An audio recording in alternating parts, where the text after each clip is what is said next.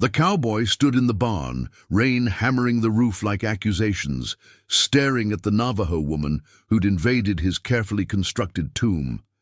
3 years he'd spent perfecting the art of feeling nothing.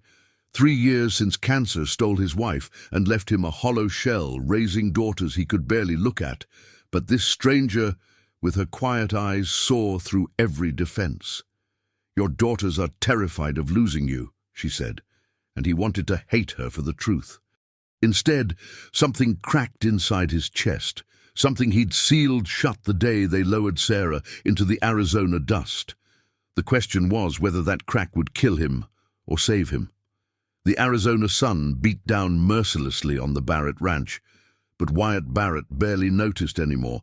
He moved through his daily routines like a ghost haunting his own life, checking fences, feeding cattle, repairing what needed fixing. 3 years had passed since Sarah's death, yet time seemed meaningless. The cancer had taken her quickly, leaving him with 2 daughters and a void so vast he could drown in it. Inside the ranch house, dust collected on Sarah's piano. Her coffee mug still sat in the cabinet, untouched. Wyatt couldn't bring himself to move anything of hers, as if disturbing her belongings would make her death more real somehow. "Dad, we made dinner." Harper, his eldest at 23, stood in the doorway of the barn. Her voice carried that careful, gentle tone she'd adopted since the funeral, the voice you'd use with something fragile and broken. "Not hungry," Wyatt muttered, not looking up from the saddle he was cleaning for the 3rd time that week. Harper's shoulders sagged. Behind her, 19-year-old Claire appeared, her eyes red-rimmed. They'd been crying again. He knew they worried about him, but he couldn't give them what they needed. He had nothing left to give. "Dad, please, just come eat with us." Claire's voice cracked. "I said I'm not hungry." His tone came out harsher than intended. He heard their footsteps retreat, the screen door slam. Guilt twisted in his gut. But he couldn't move, couldn't face their hopeful eyes, couldn't pretend to be the father they deserved. The evening air grew cool as dusk settled over the red rock landscape. Wyatt remained in the barn, surrounded by leather and hay, trapped in the prison of his grief. The sound of his truck engine made Wyatt look up from morning chores 2 days later. Harper and Claire had gone into Flagstaff for supplies, or so they'd said. But when they returned, there was someone in the back seat. Wyatt's jaw tightened as they pulled up to the house. A Navajo woman emerged from the truck, her long black hair catching the sunlight. She moved carefully, like someone carrying an injury or a heavy burden. She wore worn jeans and a faded blue shirt, a small canvas bag clutched in her hands. "Dad, this is Maya." Harper spoke quickly, nervously. "We found her at the shelter in town. She needed a place to stay." "The hell you thinking?" Wyatt's voice was low, dangerous. "You can't just bring strangers home." "She's not a stranger. She's someone who needs help." Claire stepped between him and Maya protectively. "Mom would have helped her." The words hit like a physical blow. Wyatt's hands clenched into fists. "Don't you dare! We have 3 empty bedrooms, Dad." Harper's voice shook but held firm. "Maya lost her family. She has nowhere else to go. We're letting her stay." Maya's dark eyes met Wyatt's for the first time. There was no pleading in them, no apology, just a quiet strength that reminded him uncomfortably of Sarah. She didn't speak, didn't argue her case. She simply stood there, dignified despite her circumstances. "You got no right making decisions about my house," Wyatt growled. "Then start acting like you live here again instead of just existing." Harper's sudden anger surprised everyone, including herself. Tears spilled down her cheeks. "Mom's gone, Dad. But Claire and I are still here. We're still alive, and we need you." The silence that followed was suffocating. Wyatt looked at his daughters, really looked at them, and saw the toll his grief had taken. They'd lost their mother, and they'd lost him too. He turned and walked toward the horse paddock without another word. Behind him, he heard Harper tell Maya to come inside, that she was welcome. He should have protested, he should have put his foot down, But the truth was, he didn't have the energy to fight anymore. Maya moved through the ranch house like water, present but unobtrusive, helpful but never demanding acknowledgement. She cooked breakfast before dawn, cleaned without being asked, and tended the vegetable garden Sarah had planted years ago, the garden Wyatt had let die. He watched her sometimes when he thought she wasn't looking. She worked with a quiet focus, speaking rarely but moving with purpose. There was a sadness in her eyes that felt familiar, a weight she carried that matched his own. One evening, as he sat on the porch watching the sunset paint the desert red and gold, Maya stepped outside. She didn't sit, didn't speak, just stood at the railing looking out at the same landscape. "My husband died 2 years ago," she said finally, her voice soft but clear. "Car accident on Route 89. One moment he was there, and the next—" She paused. The next, everything was different. Wyatt's throat tightened. He hadn't expected her to speak, hadn't wanted her story. "I stayed with family on the reservation for a while," Maya continued. "But the grief followed me everywhere.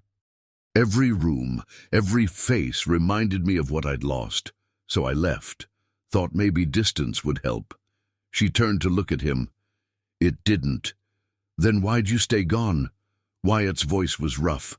"Because going back felt like admitting defeat, like admitting I couldn't handle my own pain." Maya's eyes held his. "Your daughters see what I saw in my own family's eyes, someone they love disappearing into grief. It's terrifying to watch." Wyatt stood abruptly. "You don't know nothing about me or my family." "You're right," Maya said quietly, "but I know what it's like to stop living because someone you love stopped breathing." He walked away, her words chasing him into the darkness. The monsoon hit 3 days later with furious intensity. Rain pounded the metal roof, and wind howled through the cottonwoods. Wyatt was securing the barn when he saw Maya struggling with a panicked horse that had broken loose from the paddock. "Get back!" He shouted over the storm, but she held firm to the rope, trying to calm the terrified animal. The horse reared, and Maya slipped in the mud. Wyatt lunged forward, grabbing the rope and positioning himself between her and the horse's hooves. Together, they managed to guide the animal back to shelter, both of them drenched and breathing hard. Inside the barn, away from the worst of the storm, they caught their breath. Maya's hands were scraped raw from the rope. "You could have been killed," Wyatt said, examining her hands without thinking. "So could you." Her eyes met his, and something passed between them. Recognition, perhaps. Understanding. "Why are you really here?" Wyatt asked, his voice barely audible over the rain. "Why'd you let my daughters bring you to a stranger's ranch?" Maya was quiet for a long moment. "Because I saw something in their eyes that I recognized. Desperation. Fear of losing someone they love, not to death, but to the aftermath of death. And I thought, maybe if I couldn't save myself, I could help save someone else from drowning in the same darkness." "I don't need saving." "Neither did I," Maya replied. "But we both needed someone to remind us that feeling nothing is worse than feeling pain. At least pain means you're still alive." Wyatt's carefully constructed walls began to crack. "She was everything," he whispered, his voice breaking. "How am I supposed to just move on?" "You're not moving on," Maya said gently. "You're moving forward. There's a difference. Sarah doesn't disappear because you choose to keep living. She becomes part of how you live." The dam broke. Wyatt's shoulders shook with 3 years of suppressed grief, and for the first time since Sarah's death, he let himself cry. Maya didn't touch him, didn't offer false comfort. She simply stayed, her presence a quiet anchor in the storm. Dawn broke clear and clean, the desert washed fresh by rain. Wyatt found Harper and Claire already in the kitchen, cooking breakfast with Maya. They froze when they saw him, uncertain. "Morning," he said quietly. Then, after a pause, "Smells good." The relief on his daughter's faces nearly broke him again. How long had they been waiting for even this small acknowledgement? They ate together, the first real family meal in years. Conversation was tentative at first, but gradually became easier. Maya shared a story about learning to ride horses as a child on the reservation. Claire talked about her classes at community college. Harper mentioned a job opportunity in Flagstaff. "You should take it," Wyatt heard himself say, "if it's what you want." Harper's eyes filled with tears. "We didn't want to leave you alone." "I'm not alone," Wyatt said, looking around the table. "And it's time I stopped acting like I was." After breakfast, he walked out to Sarah's garden with Maya.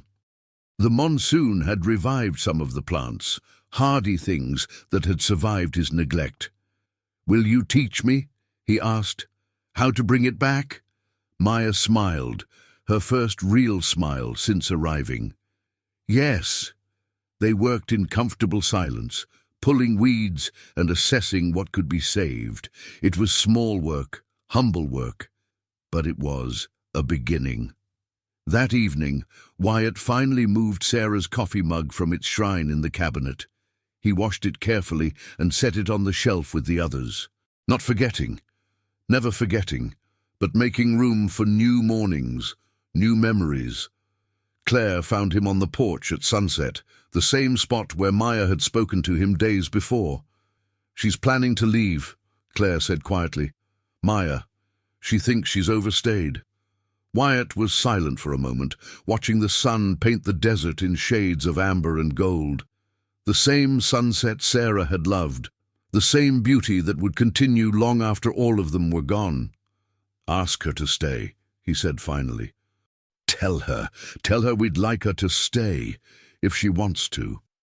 Claire hugged him fiercely, and Wyatt held his daughter close, feeling something he hadn't felt in 3 years, the stirring of hope, fragile but real.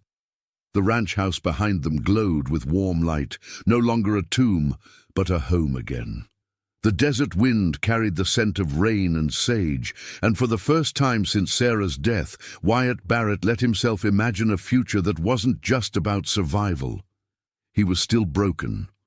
He would always carry the scar of his loss, but broken things could still grow, still find purpose, still discover unexpected beauty in the cracks where light got in.